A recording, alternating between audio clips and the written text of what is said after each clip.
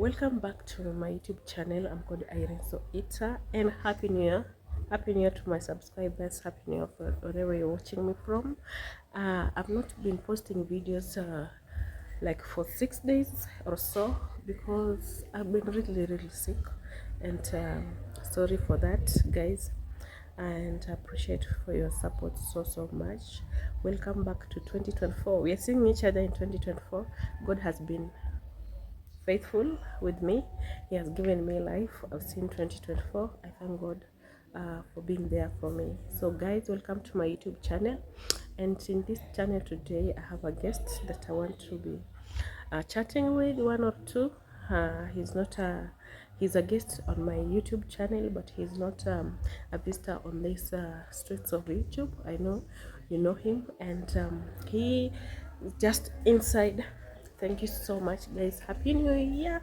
As I go and introduce him to this video, So guys, be ready to see him. Hi, welcome. Yeah, what's up, guys? Welcome back to Irene Soita YouTube channel. My name is Joel Mugisha, right here, all the way from Rwanda, chilling here with Irene Soita in Kenya, Nyabohanse village, the most famous village on YouTube in Africa, guys. Is it? Yes, it is. Wow. Actually. Yeah. So guys, kindly, if you're watching this, subscribe to Irene Soita's YouTube channel. And also like this video, drop a comment, and kindly please watch until the end. Yeah. So how are you, Joel? I'm doing great. I'm doing fine. Yeah. Very happy to see you in 2024. Happy New Year. Happy New Year too. It's been a while. We saw each other last year, 2023. Last year, true. Last year. Then we have jumped to 2024. 2024. Today, I think it's 4th or 5th. It's when we are seeing each other again. Today is 5th, I think. Yeah. 5th. The month is already halfway. Today is Friday, right? Yeah, today Friday. is 5th, guys. Yeah. So, guys, Joel decided to come over and say hi. Yeah. He left here last year, and I was not feeling okay. Yeah. I was sick at that time. I was not okay. But when he left, it's when it got worse. And just decided. I've been wondering where they are, Yeah, we've been around, guys. When I left, actually, I left her when she was sick, and also she was still recovering. So at least I gave you time. It's not good also when you come back and then you are sick and maybe you need to rest, not be bothered or something. So I gave you time, and also I was just moving around trying to go for, we are content creators. We need to do videos. Yeah, so we need to do videos at least, especially for us who have a very small YouTube channel. We are trying to grow, so you need to post daily so that people get used to you, and also they don't forget your channel. Talking of getting used to you, like me, I think they've forgotten about me. Because tangu last year I haven't posted any video. Tangu I got ill, and everybody left probably. Now I'm wondering, where do I go and shoot video? No, they didn't leave. Your subscribers are still there. But now it's like the habit of clicking on your video and watch. Maybe that diminishes if you are not posting every day. Every day. And then also YouTube has an algorithm. If you post every day, now YouTube sees that you are working hard. It rewards you by recommending you to more and more audience. That's how you grow a bigger audience. Thank you for that information. And that's why you see God has brought you. Yeah. Even today, I had no plans of shooting. I wanted to shoot even in the morning with the kinaperis, but I don't have the urge, Imagine when Joel came, he's like a godsend. He just came and told me, like, we have to do a video. So I appreciate that. You have made me to do this video. I appreciate you for that. So Joel, the first time when I saw you at Marwa's place, I didn't know where you're coming from. I just knew. And when you were speaking, me, like, when people speak a lot of English, I get scared of them. So when you were there, until when Carol told me, like, you are from Rwanda, when you're doing that video with the faith, Yeah. And let me tell you, I was so shocked to know that to find out that you speak fluent Swahili even than me. Oh. It's really me. They say in Swahili, they say, mi ni foreigner mwitu. But now you know, yani wewe nawe. Like how do we say now? It's like a local foreigner. Yeah. It's in English. When you translate it, I mean, guys, I'm a local foreigner. Yeah. I'm a foreigner in Kenya, but also I'm still a local foreigner because I can speak Swahili. So, Yeah. like you said, you are a local foreigner. Kindly tell us where you come from, which country you come from this beautiful Africa, so that my subscribers may get to know you better. Yo, guys, when people ask me this question, to me, actually, I'm always like, how do I say it? In a dilemma, because sometimes it's hard to explain when you ask me where are you coming from. Me, I come from two countries, guys, and I love them both so much. So for me, like when I say I'm from Rwanda, sometimes I feel like I'm not being fair to the other country that also shares, like, raised me also. Guys, I was born in Burundi, and my parents are from Rwanda. So I went back to Rwanda. I was born in Burundi because we had a genocide in Rwanda. My parents fled to Burundi. I was born there. Then we went back to Rwanda at the age of 6. So I identify as a dual citizenship, both Burundian and Rwandan. Yeah. So I'm from both of those countries. Both those countries. Yeah. So you have 3 countries. Now I have also Kenya, actually. Yeah. I've been adopted in Kenya, guys. Yeah. And some people are commenting on my YouTube video. They are saying, Joel, you should now relocate to Kenya.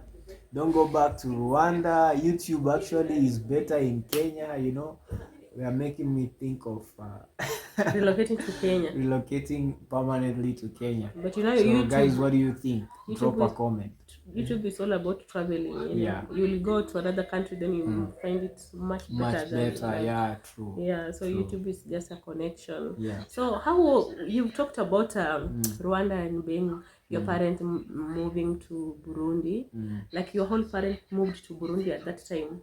Yeah, in the time of genocide, they fled to Burundi. Me, I was born after the genocide, but them, because they were alive, they fled from Rwanda to Burundi. Yeah, because I remember in high school, then when you say like you were born after the genocide, they flew after the genocide, then they had seen the signs, then it means you're very young. I can guess your age. So I did my in high school. Yeah. I think in 4th form, there's a study book that we did, and it was all about, it was giving us a glimpse of what happened in Rwanda. Yeah. Have you ever like come across the history, like how it started, what happened? Because in that book, in that set book, Rewire, like it was a Swahili one, the pictures were very, very awful. Like, yeah. We cried in the class. Were they real pictures? Or were they like the drawn one, the pictorial? Like it's giving you a glimpse of what really happened. Wow. You understand? Wow. And we were crying. What? I used to read the Swahili. Yeah. I was good at reading in Swahili. Yeah. But when you are reading, you have to express. You had a set book about Rwandan genocide? Yeah. In Form 4? Yeah, what? I did that. I didn't know. I'm going to search it for you. I didn't know. I want you to read it. Wow. So when my Swahili teacher our madam used to tell me to read and put myself in that shoes. Yeah. So I used to put myself in that shoes, and when I'm reading, I'm crying because whenever I see women are suffering and their husbands are left behind to fight for their country, it's really astonishing. You understand? And I didn't like it. So I don't know if you have ever been told of what happened, the story, or what. Yeah. And how did you take it? When you are in Rwanda, you don't need to be told that much, because even when we went back, now Rwanda is a different country, totally different. But when we were going back, I remember when I was younger, you could see actually the signs. Some houses were still in ruins, like there were still signs of a country that just came from war. And the only cause is tribalism. That's why I don't like tribalism, guys. Even when in Kenya, sometimes I meet some people. They ask me that when him, which means what tribe are you? Like when I don't want to tell them I'm not Kenyan, I just tell them meaning Kenya, which means I am a Kenyan. So I don't want to answer you according to what you want to know. What tribe am I from?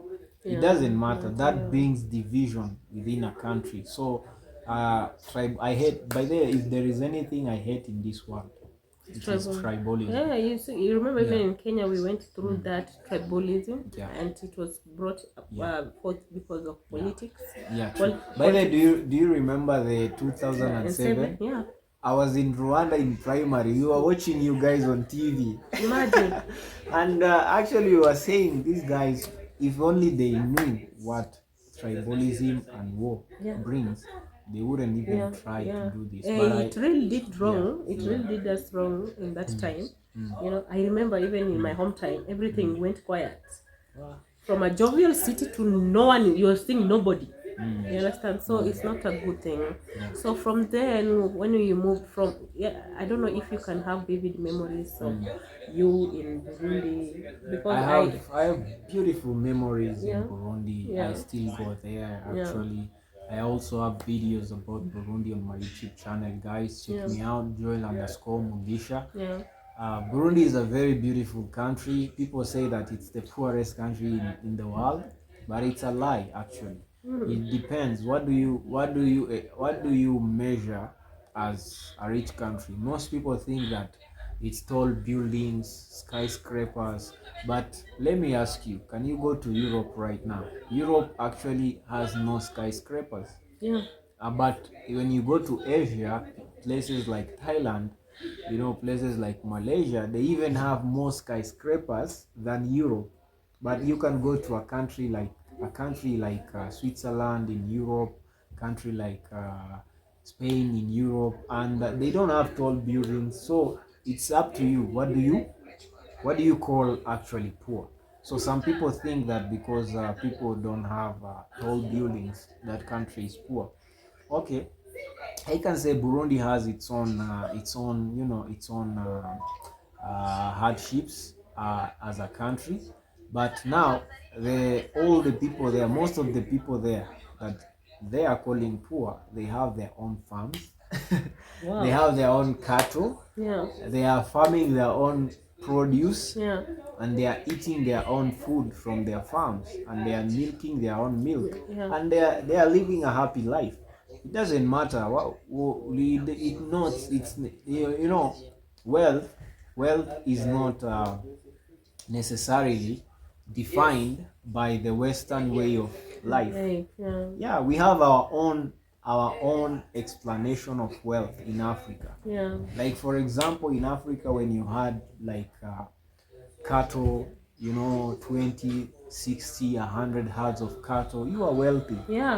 So it's how we explain wealth in Africa. It doesn't mean that it's by Western standards that wealth should be explained. So Burundi is very beautiful. Actually, Burundi is a very beautiful country. That's very nice. Beautiful. That's encouraging. It's like you are encouraging me to travel to Burundi. So past Rwanda is when you go to Burundi. Okay. And actually, a disclaimer, or maybe food for thought. Do you know that long time ago, Burundi and Rwanda were one country? The same way, Sudan and South Sudan were one country. Eritrea and Ethiopia. It's the colonizers actually that divided the land without their knowledge. And the thing is, Burundi and Rwanda, we speak one language because we were one country. Wow. We speak one language. The people look similar. The only difference, because now people have been divided for a while, is the accent. You know how maybe in Nairobi, Swahili Nairobi and Swahili in Mombasa is different by accent. So now when Mombasa is separated from Kenya, it will be like the same language but different accents. So it's Kinyarwanda and Kirundi is the same language but different accents. There's no gossiping there. It was one country actually. It's just the African borders were drawn by people who are just drinking coffee in Europe and the table and drawing the borders of our lands without any knowledge about our lands. So they were dividing people actually, because when you look at it, how they drew the borders, they drew the borders according to what their territories as colonial masters had. You know, like Britain there was colonizing the part of Kenya, Tanzania. Now they drew the borders without even considering. Like in Kenya, you find there is Maasai's in Kenya, and Maasai's in Tanzania. They have been divided and separated, but they are one people. Maasai, they are Maasai's. So, like me, if there is anything I hate in Africa is borders. If Africa can just go borderless, just remove the borders. Imagine these people who brought us borders, and Africans are still divided. For you to go to Uganda, you are asked so many questions at the borders. When you go to Europe, when you get a visa to go to France, that visa that you go to France will take you to Sweden, will take you to Germany, will take you to Spain, the whole of the European Union. Just it depends on now your own ability to accommodate yourself according to your own money. You just need one visa from one country. Now even the citizens of the European Union, if you are a citizen of France, you don't like, do you know, like in France and the Netherlands, I saw this on video, their borders is just a marking. You know how you go on the road and they are marked? That's a marking. There is no officers. There's no officers, there's no wall, there's nothing.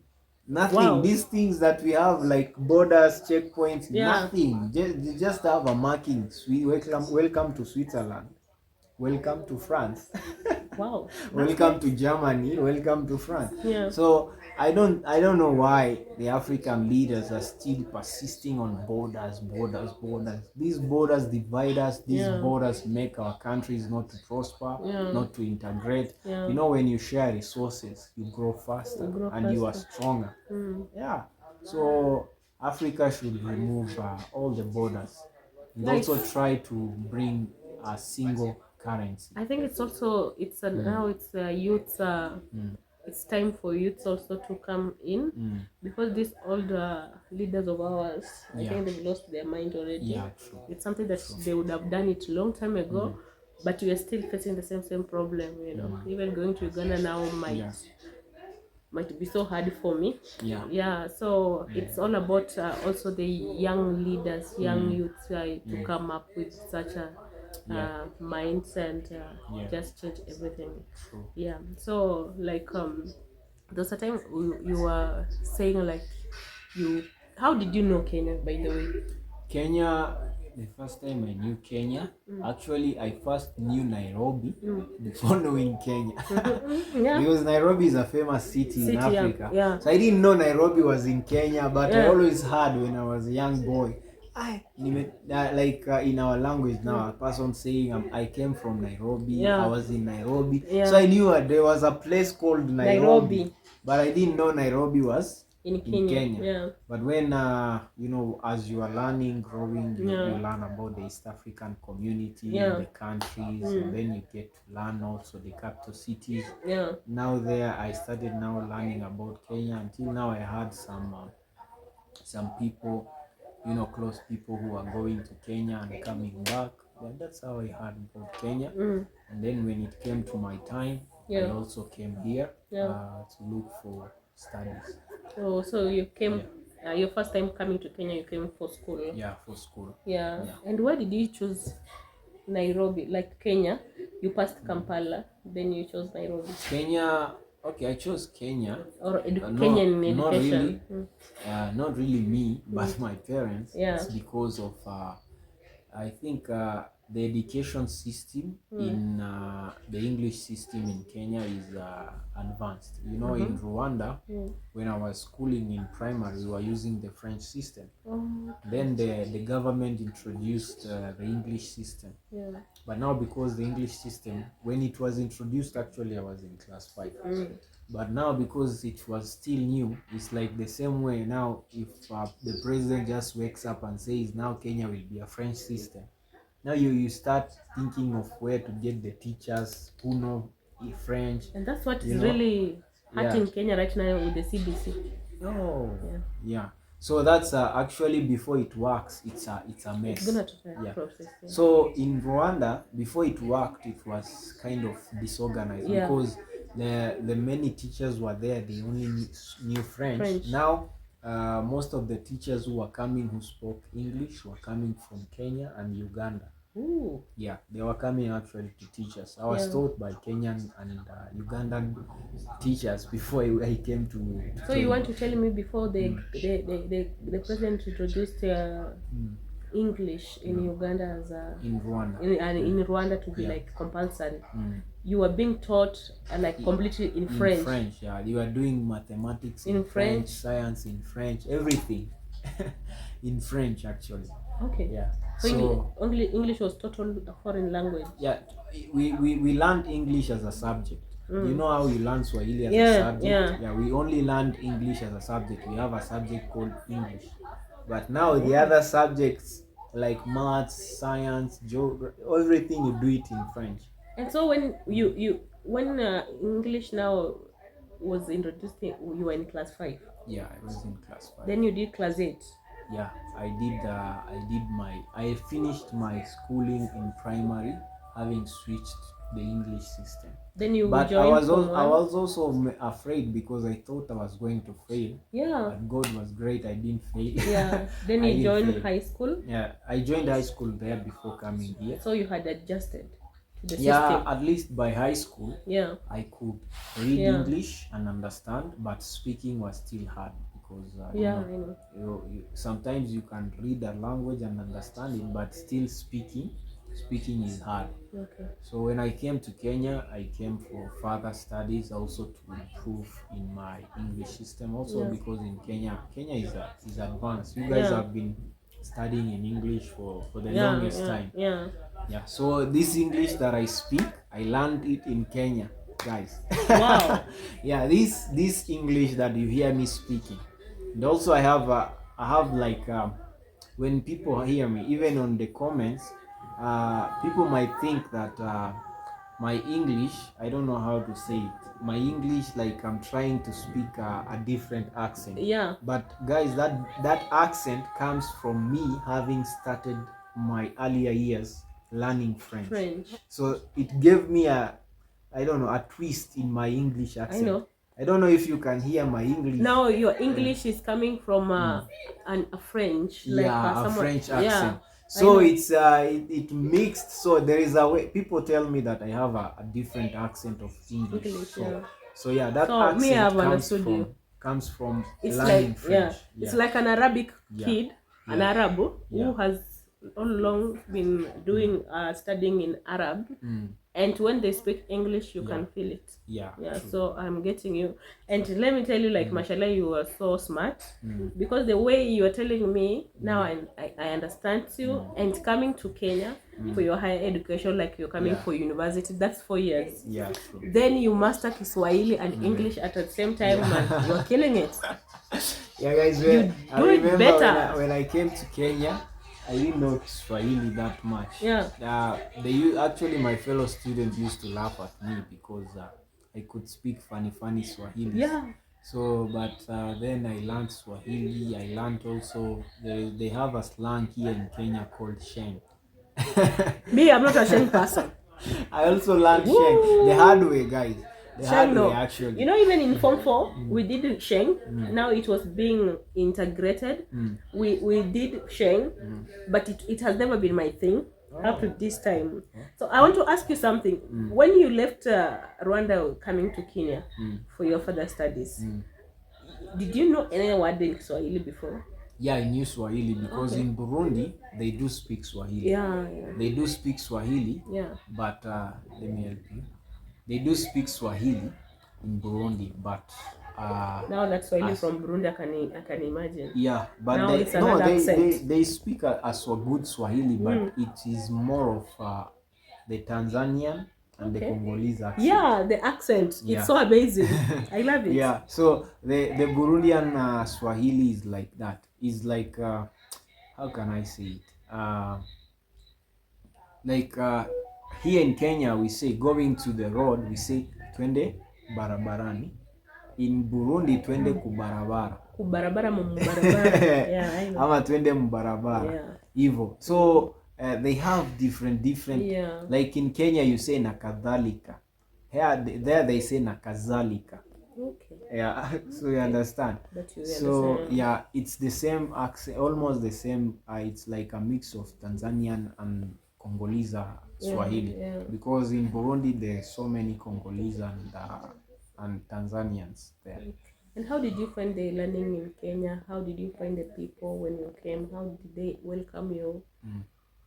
Actually, Kenya is, by the way, when I come to Kenya, I found it to be a very, very well developed country in East Africa. Okay. I also like the hospitality in Kenya.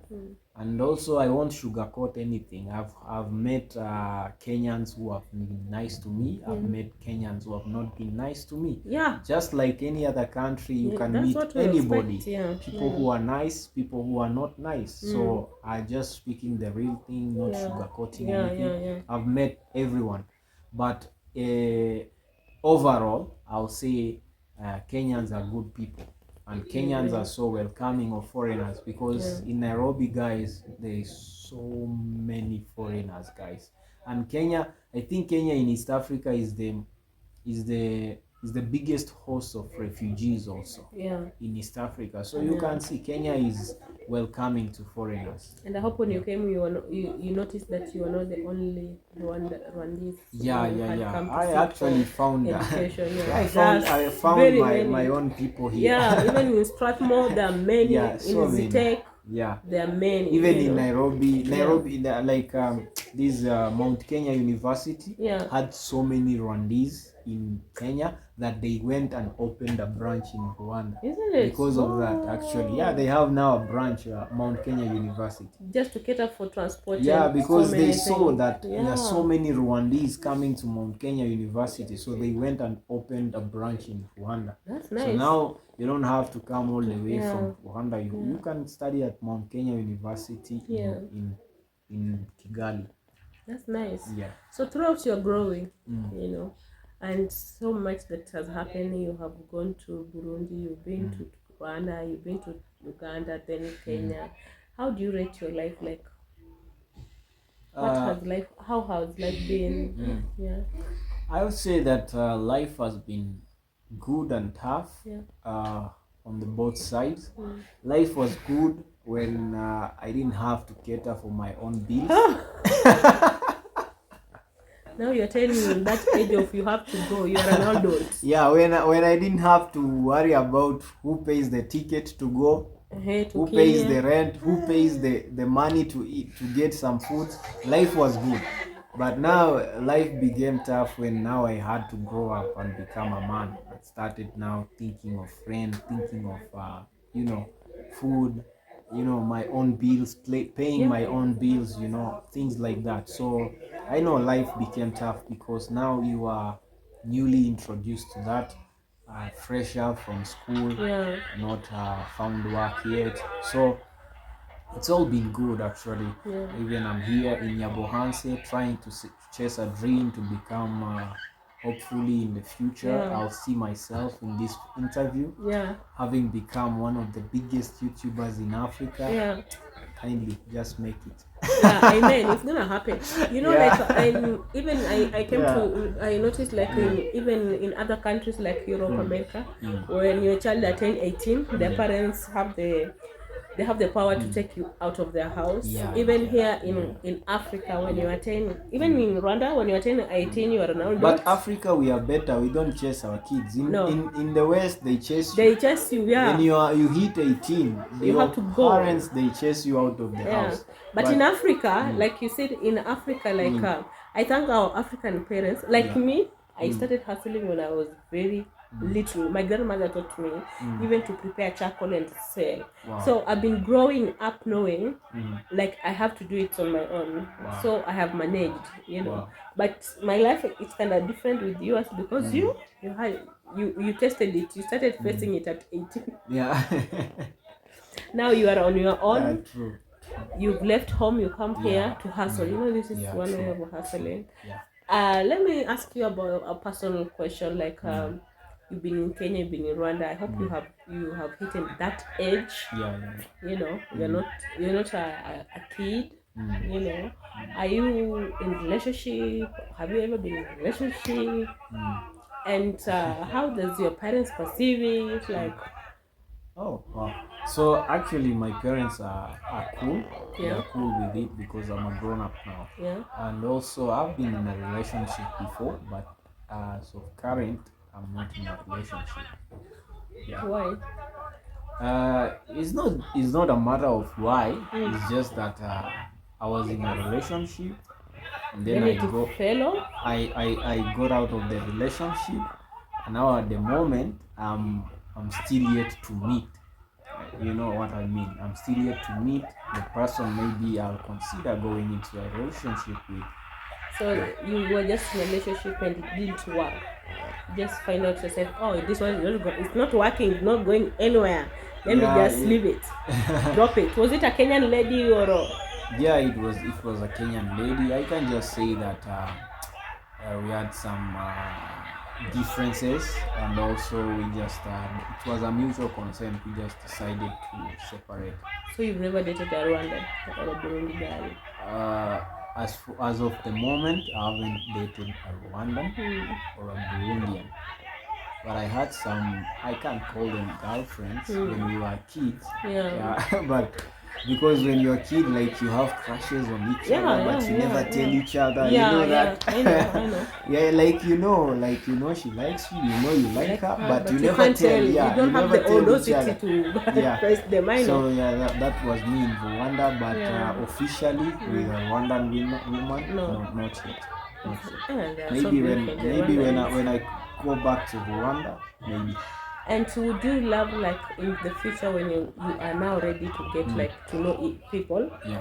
Would you love to again date a Kenyan, a Ugandan, a Tanzanian, or a Rwandan? Because you're not a Rwandan only. You are a man of the world. If God had faith on you to marry a different person from your country, would you marry them? Let me tell you something. I always tell people this. The word Rwandan, the word Kenyan, the word Zambian or American, that was brought by people. We are one race. There is nothing like God didn't create Rwandans and these are Kenyans and these are... No, there is nothing like that. These are borders which were drawn, and they say this is Kenya and the people who are here are Kenyans. It's just like, for example, you can marry a Kenyan and you relocate to Rwanda. You'll have kids, they will be known as Rwandans. How? There will be Rwandans, right? Why? Because it's just a name that comes on you per the place that you were born from. Just to give you identity and stuff. These were brought by men and governments. But me, I don't have a preference that I have to date a Rwandan, a Burundian, or a Kenyan. No. Like, let it flow as God brings it. So that person whom maybe I'll date or marry, it will be the person that my heart or I'll have chosen actually to be with or to spend the rest of my life with. So it doesn't matter who or where she will be from. Okay. And still in a relationship, do you believe in long distance relationship? No, I don't. Unless unless maybe we've been dating for a while. Maybe I can give you an example. Maybe we've been dating for a year, and maybe one of you gets an opportunity to go work, and maybe it's a contract of 1 year, but maybe that can work. But we met online. I don't know you. I've never seen you. No way, that can never work. Never. Yeah, it's just okay. It can. I'm saying no. I'm not saying it can never work. It can work for some people. But for it to work, you need to see each other. And also you need to be true to yourselves. Like you are the way you are telling them you love them. It has to be real. Yeah. But most relationships online are based on ulterior motives. Most of the time you find that most of the time you find that it's an old man in the US who is only lonely, or in Europe who is lonely. They're looking for someone to keep them they busy. need someone younger to keep them busy, and then Yeah. there is a broke woman, a broke young girl who is looking for someone to take her care of her, give her money. Yeah. So they have ulterior motives. That's why those relationship works. They are not. And that's Most why of the I time always they're tell not you true. that this relationship, let me just be partnership, you know, Yeah. because they always come with something like Yeah. this was something. And there's another notion that we all know about it, and it's happening around the world. It's not that it's only happening in Kenya. Yeah. I'm very sure it's also in Rwanda, Uganda, Tanzania, East African community in Africa. Do you believe like in love is just a number? What? Like love. Love or age? Age is just a number when it comes to relationship.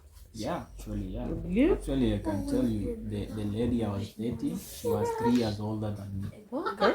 But now she was short, so you couldn't tell. You couldn't tell, actually. And there are those who have very good genes. Yeah. When you can't tell. And also she was slim. You know, if you are short and slim at the same time. your age doesn't show. Yeah. So she was 3 years older. So Ooh. yeah, she was 3 years older. So age is just a number, but it has a limit. I love that. Like I love talking about that. Like you know, for me, it's a number, but it has a limit. For example, I can't date a 15-year-old and say a 15-year-old girl and say that age is just a number. There's a limit. That's a teenager. That's a minor. Yeah. So why do we put that limitation? Because it's a minor. The same way, I cannot date a woman right now who is like 45 years old, 50 years old. She's old enough to be my grandma. Yeah. So there should be also a limit. If we put on the lower side teenager, a minor limit, also on the other side should be a limit also, because it's a lie. So at least I would say maybe 10-year gap is okay. 10-year gap. Yeah. You're getting it from the we have people. We have people who find a man of 35 years marrying a woman of 25. It's okay. So it's a 10-year gap, and it's okay. Yeah. But now now that's okay. But 35-year-old marrying a 45 years, it's okay. 25. It's okay. It's happening. Yeah. I just wanted to find out about that. So let me again talk about Rwanda.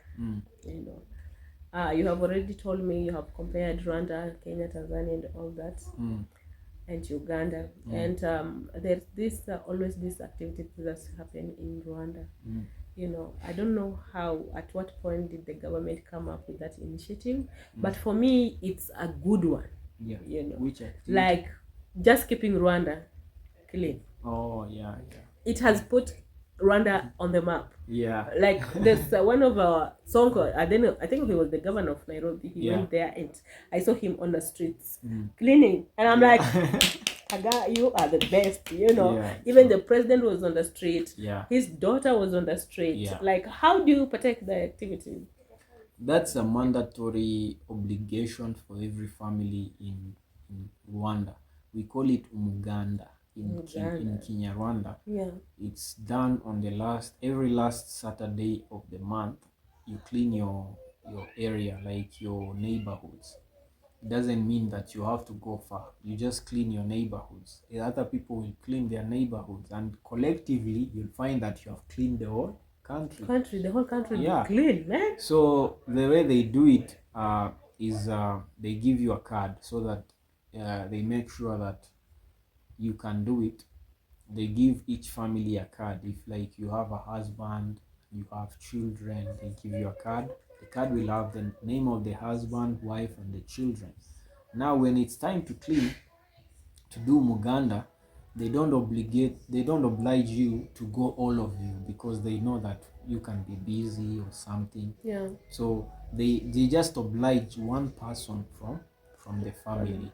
So has to take that card, go and do cleaning, general cleaning, and then take that card to the chief of the area. The chief of the area will sign it. Okay. And the way they make sure that you do that is you cannot get any government services without that card, especially if you are looking for things like ID, like birth certificates, passports, things to do with the government. They Wow. ask you for that card.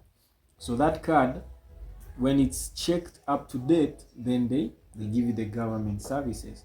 And the good thing about Rwanda, there is no corruption. So nobody will be asking you for money, just that card, and then you participate in the umuganda, and it's only once a month. It's every last Saturday of the month. Okay. So it's just once. So people actually, yeah, guys, as we were saying, apart from that, the government also pays. It also pays some people who are jobless, especially the youths, Yeah. or the elderly. Yeah. They are paid to clean the streets. Okay. Yeah. So like the gutters, the gutter. Yeah. The gutters in Kigali, they are cleaned every morning and every evening. Wow. You find people cleaning the gutter in the morning, early in the morning, and late in the evening. So the people who clean the gutters are paid by the government. They are paid by the government. So their And duties I to do remember that when I every was day. there, Yeah. they were chasing chokoras. Yeah. You know chokoras? The street urchins. Yeah, the street kids. Yeah. The street people that don't have anything to do, that sleep in the street. Yeah. So the government took the ones who are kids, took them to orphanages, to schools, and the ones who are elderly, they gave them those jobs. Okay. Yeah, Nice. of cleaning the streets. Now the government pays them, and then it gives them a authority, they give them a law. Now that you have a job, find a place to Sleep. to live. Yeah, not on So the now, streets. no, not on the streets. Yeah. So those people are paid by the government. They clean the streets. You get your payment and find a better place to live instead of sleeping. So in Rwanda, you mean by saying like there are no street kids? No. They are not street kids all actually. All of them, yeah, rehabilitated. they are rehabilitated actually. Okay. That's nice Yeah. in Rwanda. And it's a right? good idea if Nairobi would actually get all those chokoras. Ooh, they are All so those chokoras, many. just give them the job to clean the Yeah, city. Man, they will disappear. They will disappear. The last one will disappear, obviously. Because they will clean it with passion, Yeah. knowing that, hey, we are being paid. Yeah. Though the problem, even the kazi kwa vijana, the one that Uhuru bought, it's politicized. Yeah. You find that even the people who are getting those jobs, there are people with other jobs. They have other jobs. Yeah, they have other jobs. Instead of that job benefiting the jobless, the person who really needs that job, actually. Yeah. Well, now that has been so great to just hear from Rwanda. Yeah. I am so happy that you really came. Yeah. Yeah, you were. It's the first interview I ever did on my YouTube. First interview. Yeah. And I'm feeling so happy right now. Thank you so much for coming over. And I want to take this opportunity to wish your family a happy new year. Yes. Your mom, she's there. Yeah. Your dad, your siblings. Yeah. And guys, please check Joel out on his channel. Yes. We want to take him to 5,000 subscribers. Oh, wow. And please watch his videos because he's just chasing that monetization hour, isn't it? We are chasing watch hours. Yeah. So kindly watch his videos. And do you have anything for me? I will just say thank you for having me on your channel for the first time. My pleasure is mine, man. Yeah, thank you very much. And also thank you guys. When I was here with the likes of Minhawi, I was eating your food actually. Yeah, she knows how to cook. You should do also some cooking videos for these guys. Even now we can do some. Yeah, like make tea for you guys. Do some cooking videos for them actually, because I've seen she does that, and she has good views. Yeah. So guys, she cooks very, very well. If you have a sherehe, if you have a function, I did that. And you need someone. I did that. Know that she does that. I did that for you guys. She does that. Do you know that someone will holler at you and tell you that you have come to make I have visitors, and you go there, they give you like 8 flour of chapati ngano. Oh. 8 packets. I'm not doing that. That's a lot of chapatis. Chapati, they take a lot of time. When they do that, you as the main cook, now you find People watu wa mkono. Yeah, people Okay. to help you. That's how they normally do it. Don't do it alone. Like or if it's a lot, ask for more money. Yeah. Because now you need have to employ people. Yeah. Okay. So you can get watu wa mkono, then they help you to to mix the dough. Something. Because that's the hardest part. You find that you have people who will roll for you, and then you just cook. When it comes to preparing chapati, I always change my face. I don't like joking. Yeah. But then can I tell you something? Your chapatis, I don't know if I've ever eaten better chapatis in Kenya. Yeah. Maybe. Thank you so much. Maybe where? Maybe Mombasa. Mombasa, they know how to prepare maybe chapati. Mombasa, but Nairobi, the whole of Nairobi. I've never Nairobi, the ones you have chapatis. to collect them on the street, so people are busy. Yeah, and people have those chapatis on the streets. Yeah, guys, chapati is a roti. For you guys who call them roti, so we are talking about roti. She makes the best rotis. Thank you so much. The best chapatis. Thank you very much for having me on your channel, guys. Kindly check me out, Joel Mugisha, Joel_Mugisha. Subscribe to my channel. Kindly check him out. Yes. And I'm wishing you a prosperous new year. Wow. I'm wishing you God blessing. Wow, I'm wishing God's health upon you. Wow, amen. I'm wishing for financial breakthrough. Wow. Because we yearn for that. We yearn for that. Yeah. And I just want God to bless you so that you can so that you can be a blessing to your parents. They've ensured that you acquire the good knowledge. Even if YouTube itajipa. Yeah. Don't forget, if you get to work, don't forget about your family. We always have to give back to our families. Yeah. And don't forget about our friends. And just know that people are in Kenya, they love you. From Nyabuhanze to Bungoma County, you are highly welcome. Thank you very much. Yeah. It has been a wonderful time. So guys, we're going to end this video here so that I make them tea. Back to the kitchen. Bye-bye.